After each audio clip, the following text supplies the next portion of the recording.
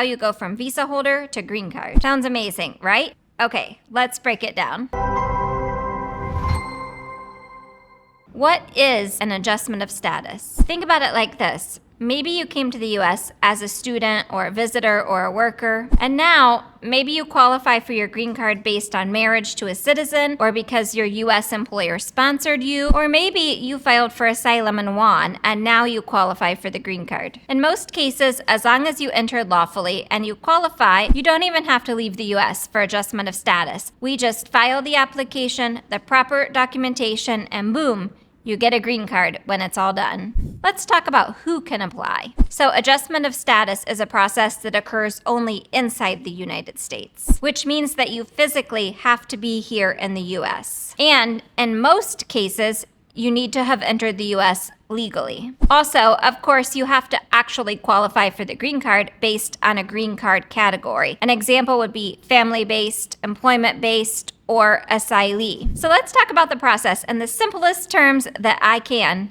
during this video. So step 1, we typically file the Form I-485 Adjustment of Status application. This is really better known as the official green card application. Step number 2, we want to submit all of the proper documents that are required with the application. Now, there are some basics like passport photographs, your birth certificate, maybe your marriage certificate, but depending on your basis for filing, the exact documents are going to differ. After we file the application, then immigration's going to send you a biometric notice and ask you to come in to give your fingerprints so they can run a background check on you.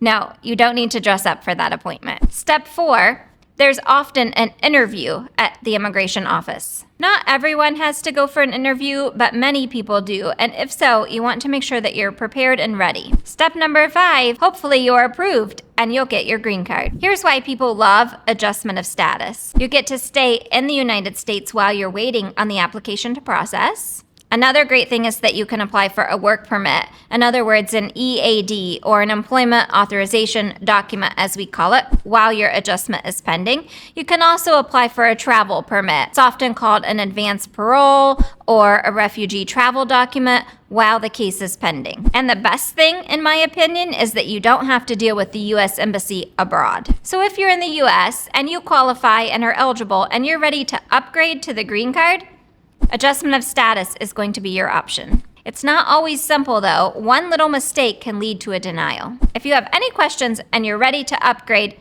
book a consultation with me. I'm attorney Jennifer Bennett. I'm an immigration attorney helping immigrants one visa at a time.